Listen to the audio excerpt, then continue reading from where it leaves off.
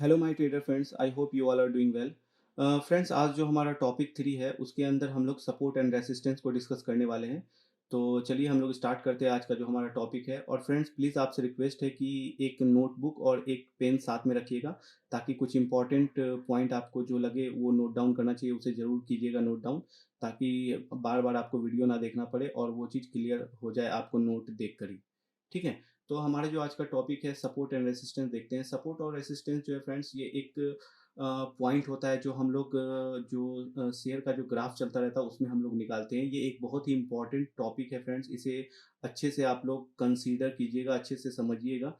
ठीक है। ताकि जो बड़े बड़े ट्रेडर है फ्रेंड्स, वो मैक्सिमम लोग जो है सपोर्ट एंड रेसिस्टेंस को ही ट्रेड करते हैं। और जो मैं खुद भी जो ट्रेड करता हूँ, मैं प्योर प्राइस एक्शन ट्रेडर हूँ और मैं सपोर्ट एंड रेसिस्टेंस को ही ट्रेड करता हूँ, और जो प्राइस एक्शन में जो और भी टर्म होते हैं उन सारी चीज़ों को देखता हूँ। तो धीरे धीरे आपको वो सारी चीज़ें मैं बताऊंगा। ठीक है। चलिए स्टार्ट करते हैं जो आज हमारा टॉपिक है। तो फ्रेंड्स, टॉपिक 3 में जो हमारा जो हम लोग डिस्कस करने वाले हैं वो है support, resistance, demand and supply. तो हम लोग सबसे पहले देखते हैं सपोर्ट क्या होता है। जो सपोर्ट होता है फ्रेंड्स, ये सपोर्ट को हम लोग खुद से मार्केट का ग्राफ देखकर निकालते हैं। ठीक है। तो इसको कैसे निकालते हैं? इसको निकालने के लिए सबसे पहले हम लोग देखते हैं मार्केट का करंट प्राइस क्या है। तो मार्केट का करंट प्राइस हमारा मान के चलिए ये है। ठीक है। ये हमारा मार्केट का करंट प्राइस है। ठीक है। अब इस करंट प्राइस से देखते हैं, सबसे करंट प्राइस से जो हम लोग देखते हैं सबसे इसका लोएस्ट पॉइंट कहाँ पे है। तो सबसे लोएस्ट पॉइंट हमारा ये है, ये देखिए, ये हमारा सबसे लोएस्ट पॉइंट है। ठीक है। एक हमारा देखते हैं ये है, एक सबसे लोएस्ट पॉइंट हमारा ये है। ठीक है। कम से कम 3 होने चाहिए। सबसे पहले क्या करना है, आपको लोएस्ट पॉइंट ढूंढना है। ठीक है। एक लोएस्ट पॉइंट हमारा ये है। ठीक है। एक हमारा लोएस्ट पॉइंट ये भी है।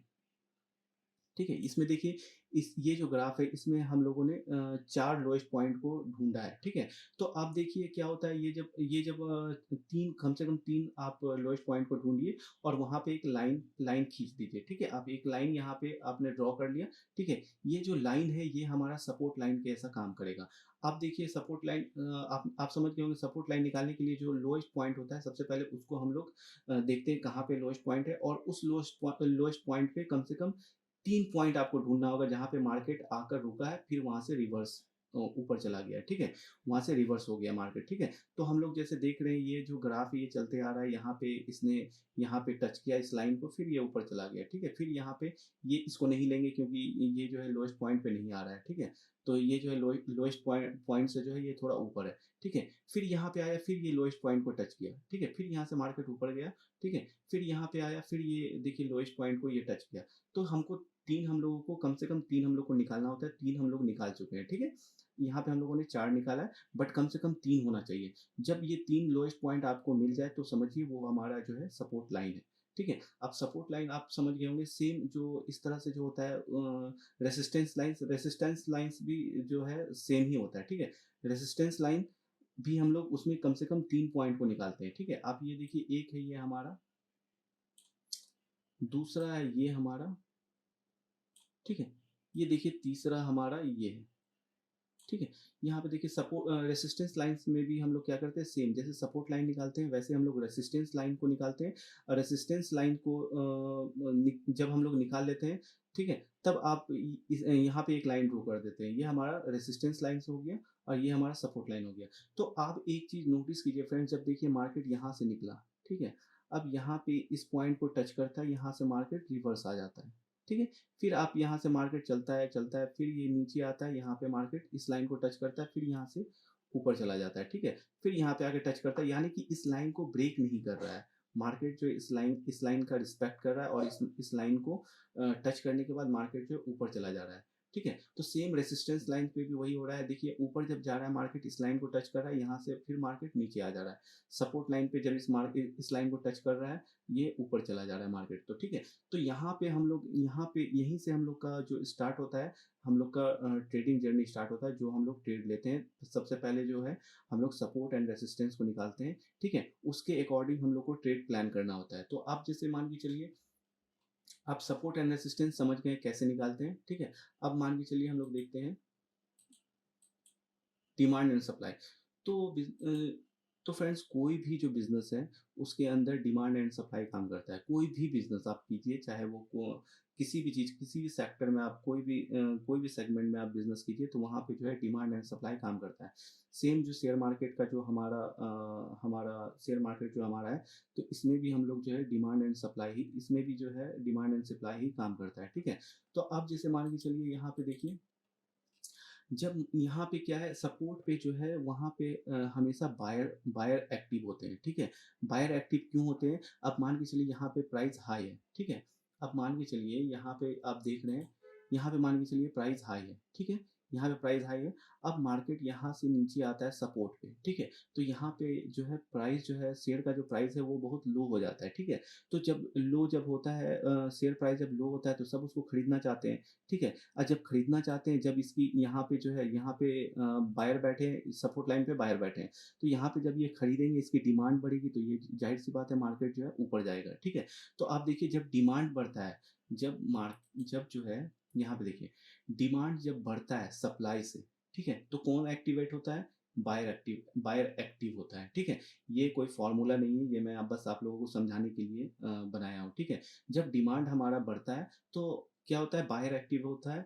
अब यहाँ देखिए जब डिमांड हमारा घटता है, जब डिमांड हम लोग किसी चीज़ का डिमांड हम लोग नहीं करेंगे, तो सप्लाई बढ़ेगा, ठीक है? तो उसको वहाँ पे क्या है, सेलर जो है एक्टिवेट हो जाता है, सेलर एक्टिव होता है और उसे जो है सेल करना चाहता है, ठीक है? तो जैसे यहाँ पे जो है रेजिस्टेंस लाइन पे जो है जब मार्केट ये इस लाइन को टच करता है, तो आप समझ जाइए कि अभी जो है मार्केट में शेयर का जो प्राइस है वो बहुत हाई है। अब यहाँ पे क्या है, जो भी यहाँ पे जो ट्रेडर यहाँ पे उसको खरीदा है, ठीक है? अब वो जब रेजिस्टेंस लाइन पे टच करेगा, तो वो अपना प्रॉफिट बुक करना चाहेगा, ज़ाहिर सी बात है, क्योंकि यहाँ पे उसको प्रॉफिट मिल रहा है। शेयर का जो प्राइस है वो बहुत हाई हो गया है, ठीक है? तो यहाँ पे क्या होगा, यहाँ पे जो है सेलर एक्टिवेट हो जाता है, ठीक है? सेलर क्या है, यहाँ पे सेल करेगा, यहाँ पे सेलर सेल करके प्रॉफिट बुक करेगा, ठीक है? अब जैसे ही यहाँ पे सेलिंग स्टार्ट होता है, अब यहाँ पे जब सेलिंग स्टार्ट हुआ, तो अब इसका डिमांड जो है वो घट गया, ठीक है?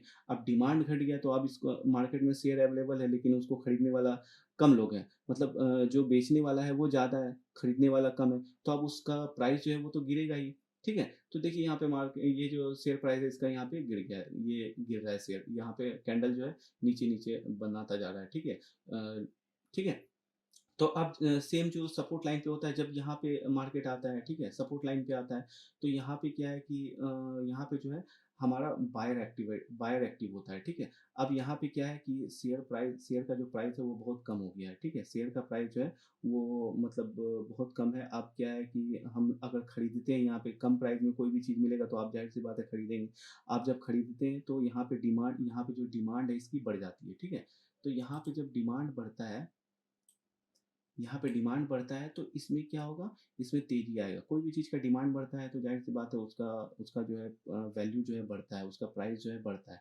तो यहाँ से फिर प्राइस जो है बढ़ना स्टार्ट हो गया, ठीक है? तो आप ये चीज़ समझ गए होंगे, सप्लाई और डिमांड समझ गए होंगे, मार्केट में क्या है सप्लाई एंड डिमांड।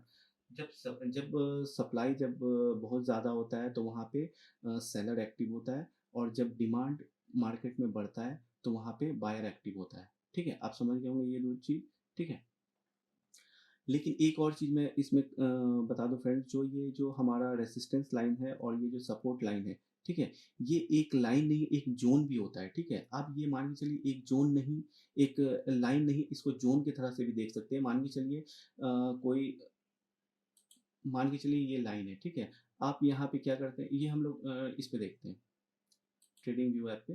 जैसे ये देखिए मैंने बना रखा है इस पे, ये देखिए, ये हमारा रेजिस्टेंस लाइन है, ठीक है? ये हमारा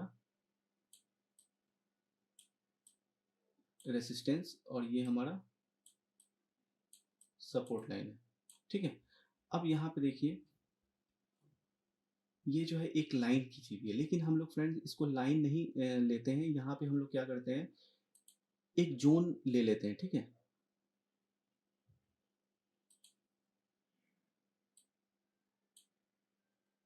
जैसे हम लोग मान के चलिए इसको एक ज़ोन बना लिए, ठीक है?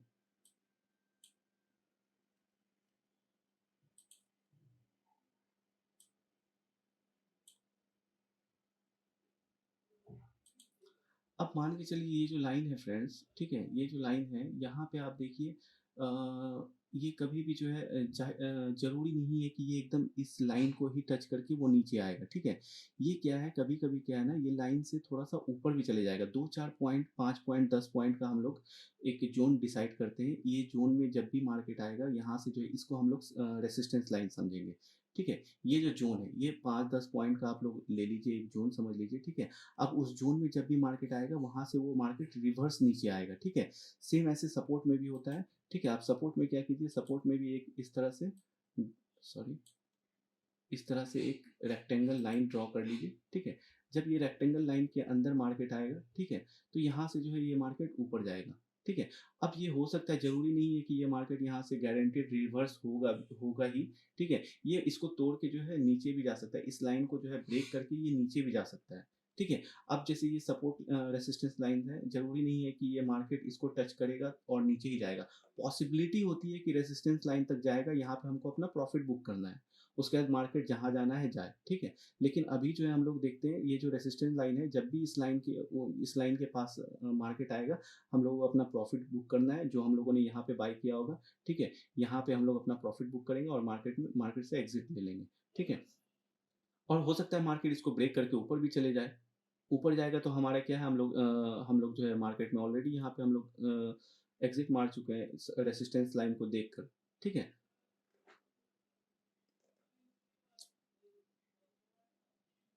तो आप लोग समझ गए होंगे फ्रेंड्स, ये जो है ये सपोर्ट ज़ोन है। सपोर्ट ज़ोन और एक होता है सपोर्ट लाइन, एक होता है सपोर्ट ज़ोन, एक होता है रेजिस्टेंस लाइन और एक होता है रेजिस्टेंस ज़ोन। तो दोनों चीज़ आप समझ गए होंगे। रेजिस्टेंस ज़ोन में क्या होता है कि एक हम लोग रेक्टेंगल ड्रॉ कर लेते हैं, जैसे यहाँ पे देखिए सपोर्ट पे मैंने एक रेक्टेंगल ड्रॉ कर लिया है, ठीक है? अब इसके अंदर जब भी मार्केट आएगा तो अपने को क्या करना है, वहाँ पे हम लोगों को जो है बाय साइड में पोज़ीशन बनाना है, ठीक है? जो लॉन्ग पोजीशन बनाना है, जो हम लोगों ने पढ़ा था पहले, लॉन्ग पोजीशन, शॉर्ट पोजीशन। यहाँ पे हम लोग को कौन सा पोजीशन बनाना है, यहाँ सपोर्ट लाइन पे हम लोगों को लॉन्ग पोजीशन बनाना है और रेसिस्टेंस लाइन पे हम लोगों को क्या कौन सा पोजीशन बनाना है, शॉर्ट पोजीशन। जब मार्केट नीचे आएगा तो हम लोग प्रॉफिट बनाएंगे और यहाँ पे लॉन्ग पोजीशन में क्या है, जब मार्केट ऊपर जाएगा तो हम लोग प्रॉफिट बनाएंगे। ठीक है फ्रेंड्स, तो आज के लिए इतना ही। फिर हम लोग नेक्स्ट टॉपिक को डिस्कस करेंगे दूसरे वीडियो में, ठीक है? आप आई होप आप लोगों को समझ में आया होगा। अगर कहीं पे कोई समझने में प्रॉब्लम आई हो या कोई आपको कुछ सजेशन हो हमारे वीडियो के लिए, तो आप प्लीज़ कमेंट में लिखिएगा, ठीक है? बताइएगा मुझे, ठीक है? हम लोग उस पे काम करेंगे। ठीक है फ्रेंड्स, थैंक यू।